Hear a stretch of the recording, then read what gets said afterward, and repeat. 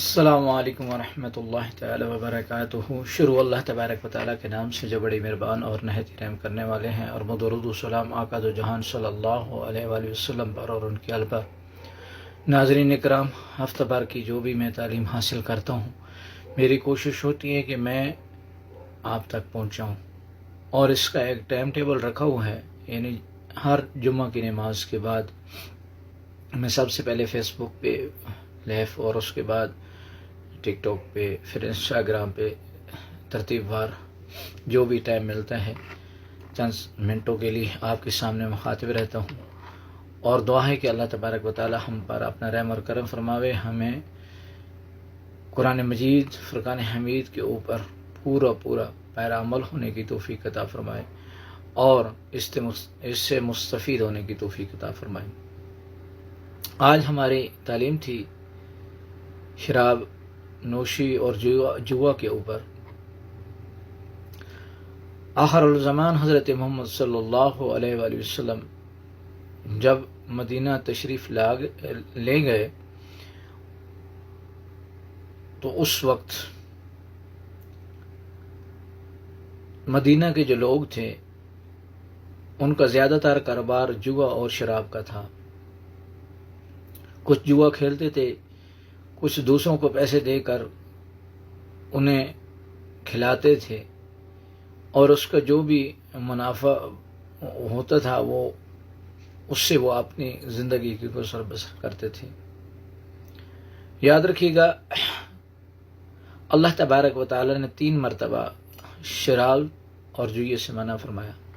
سب سے پہلی مرتبہ جب آخر الزمان حضرت محمد صلی اللہ علیہ وسلم مدینہ تشریف لے گئے، اس وقت یہ یثرب تھا، اور آخر الزمان حضرت محمد صلی اللہ علیہ وسلم جب وہاں ہجرت کر کے گئے، اس کے بعد اس کا جو نام ہے وہ مدینہ المنورہ رکھا گیا۔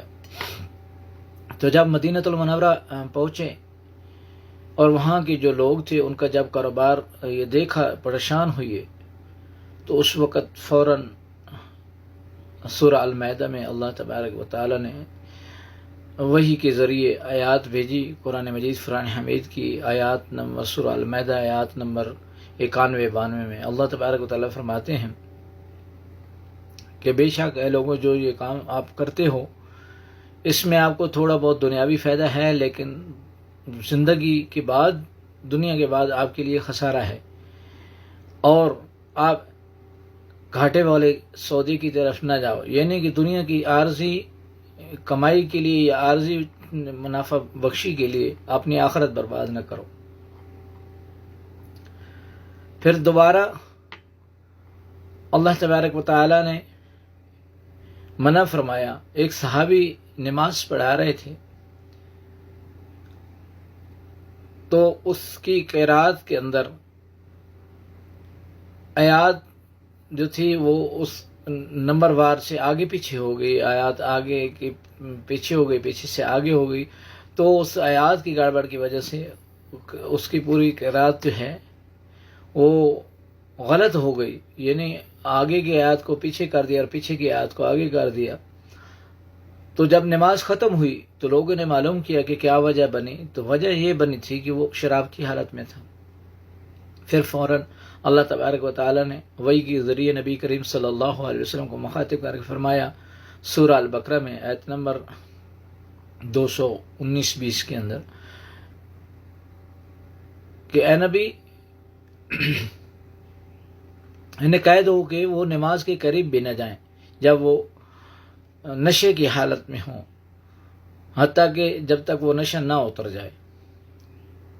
پھر تیسری بار، یعنی جب پہلی بار منع کیا گیا تو لوگوں نے کہا کہ یہ حرام تو نہیں ہے، اللہ نے روکا تو نہیں ہے، صرف یہ کہا کہ یہ گھاٹے کا سودا ہے۔ پھر جب دوسری بار منع کیا گیا تو لوگوں نے کہا کہ صرف اللہ نے نماز کے اندر منع کیا تھا کہ آپ جو نماز ہے وہ نہ پڑھے۔ پھر تیسری بار اللہ تبارک و تعالی نے سورہ النساء میں مکمل منع فرما دیا اور شراب کو حرام کا قرار دے دیا۔ حضرت قیسان رضی اللہ عنہ فرماتے ہیں کہ میرے ابو اس وقت تاجر تھے، تو تجارت کی صورت میں وہ گئے ہوئے تھے مصر میں. جب مصر سے واپس آئے تو ان کو پتہ چلا، تو مصر سے جب واپس آئے تو وہ ایک شراب کی بوتل ساتھ لے کے آئے، ایک پیمانے میں، کوئی بھی پیمانہ کر لو، اس پیمانے میں لے کے آئے اور نبی کریم صلی اللہ علیہ وسلم کے سامنے پیش کی. تو آقا دو جہان صلی اللہ علیہ وسلم نے فرمایا کہ اس صحابی کا نام لیا اور کہا کہ آپ کو پتہ نہیں ہے کہ اللہ نے منع فرما دیا، حرام ہوگی سارا کچھ. تو اس نے کہا کہ اے اللہ کے رسول، یہ بڑی پاکیزہ ہے. تو اللہ کے رسول صلی اللہ علیہ وسلم نے فرمایا کہ آپ کو شاید علم نہیں، اللہ تبارک و تعالیٰ نے مکمل اس کو حرام قرار دے دیا ہے. اور انہوں نے پھر عرض کیا کہ اللہ کے رسول پھر میں اسے بیچ سکتا ہوں؟ تو اللہ کے رسول صلی اللہ علیہ وسلم نے فرمایا کہ نہیں، آپ بیچ بھی نہیں سکتے اسے.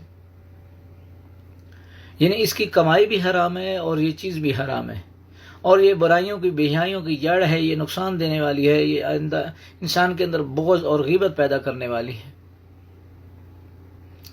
تو پھر مدینہ کے لوگوں نے کس طریقے کے ساتھ اس آیات کا استقبال کیا کہ جو وہ قحطان کے والد اونٹ لے کر، 4 اونٹ تھے غالباً اس کے پاس، مٹکے، بڑے بڑے مٹکوں کے اندر شراب تھی، تو اس نے وہ مٹکے توڑ دیے، شراب نالی گلیوں میں بہا دی. پھر سب لوگوں نے اعلان کر دیا کہ جب اللہ کے رسول صلی اللہ علیہ وسلم نے منع فرما دیا ہے تو بے شک یہ اللہ کا پیغام ہوگا. تو جہاں کہیں بھی شراب بنتی تھی یا کوئی آپ نے پینے کے لیے لے کے آیا یا بیچنے کے لیے لے کے آیا تو اسی وقت فوراً انہوں نے گلیوں کوچوں نالوں میں وہ بہا دیا. تو اس وقت بڑا ایک عجیب منظر تھا، بڑی پرکشش ایک فضا تھی، اور کفار کے دل جو تھے وہ جل گئے کہ یہ کیا ہو گیا، کون ایسا آدمی آ گیا، کس نے روکا. تو آج تو الحمدللہ ہم مسلمان گھرانے میں پیدا، مکمل ان چیزوں سے پاکی ہے، لیکن اس کے باوجود بھی ہم نے ایک عجیب طریقے گھڑ لیے ہیں. کوئی کہتا ہے کہ بیماری کی حالت میں جائز ہے، کوئی کہتا ہے کہ جناب یہ اتنی نہ پیو کہ آپ نشہ آپ کو چڑھے، بس تھوڑی بہت مشکل نہیں ہے. کوئی کیسے طریقے کے ساتھ شراب کو بھی انہوں نے جائز قرار دیا ہوا ہے. اور اسی طریقے کے ساتھ جوا بھی، کہ جو یہ اللہ نے منع فرمایا ہے پھر بھی لوگ جو ہیں وہ کھیلتے ہیں، کوئی منافع بخشی کے لیے کوئی کھلاتا ہے، یا انہوں نے ایک عجیب نئے طریقے گھاڑ لیے ہیں. کوئی میچ کے ذریعے، کوئی داندوں کے ذریعے، بیل دوڑ کے ذریعے، اور کوئی جو ہے گاڑی دوڑ کے ذریعے، اس طریقے کے ساتھ نہ جانے کون سے راستے اختیار کر دیے. تو یاد رکھیے گا، قرآن ہر لحاظ سے ہمارے لیے رہنمائی ہے. قرآن میں اچھائی بھی ہے اور برائی کی بھی ذکر ہے. قرآن میں حلال کا بھی ذکر ہے، حرام کا بھی ذکر ہے. قرآن میں وہ بھی ذکر ہے جو کام ہم نے کرنے ہیں، اس کا بھی ذکر ہے جو کام ہم نے نہیں کرنے. تو یہ وعدے ہمارے لیے ہدایت. اب ہمارے تمام راستے بند ہو جاتے ہیں. کوئی بھی ایسا کام جس کو اللہ اور اس کے رسول صلی اللہ علیہ وسلم نے منع فرمایا تو ہمیں بالضرور اس کے اوپر عمل کرنا چاہیے، رکنا چاہیے. اصل میں یہی دین ہے، یہی ایمان ہے. آج بدقسمتی سے ہم سوچتے ہیں کہ نماز، حج، زکوٰۃ، بے شک یہ بہترین ستون ہیں اور ان کے علاوہ ایمان ادھورا ہے آپ کا. لیکن ان اعمالوں کو برقرار رکھنے کے لیے، ان کا اجر برقرار رکھنے کے لیے آپ ایسے اعمالوں سے بچیں جو آپ کے اچھے اعمال کو بھی کھا جانے والے ہیں.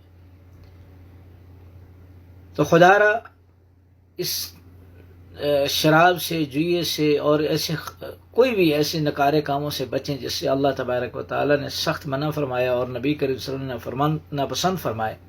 دعا ہے کہ اللہ تبارک و تعالیٰ ہم پر اپنا رحم اور کرم فرمائے، ہمیں با حفاظت ایمان زندہ رکھے، با حفاظت ایمان موت عطا فرمائے، ہمیں اپنے والدین کے حق میں نیک اور فرمانبردار بنائے اور ان کی خدمت کرنے کی توفیق عطا فرمائے. جن کے والدین اس دنیا فانی سے رخصت ہو چکے، اللہ تبارک و تعالیٰ ان کی قبروں کو منور فرمائے، قیامت کے دن ان کے ساتھ صلہ رحمی عطا فرمائے، ہمیں حالت ایمان پر زندہ رکھے، با حفاظت ایمان موت عطا فرمائے.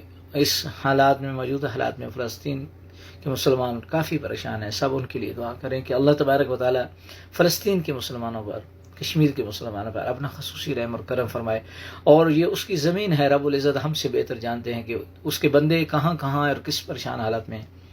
ہم اپنے رب پروردگار سے دعا کرتے ہیں کہ ہمارے مسلمان بہن بھائی یہاں جہاں بھی ہوں کسی پریشان حالت میں بھی اپنی رحمت کے سل کی ان پریشانی کو دور فرما کر ہمیں حالت ایمان پر زندہ رکھے، بحفاظت ایمان موت عطا فرمائے۔ وصلی اللہ تعالی علی رسول خیر خلق محمد وعلی آلہ والصحابہ اجمعین۔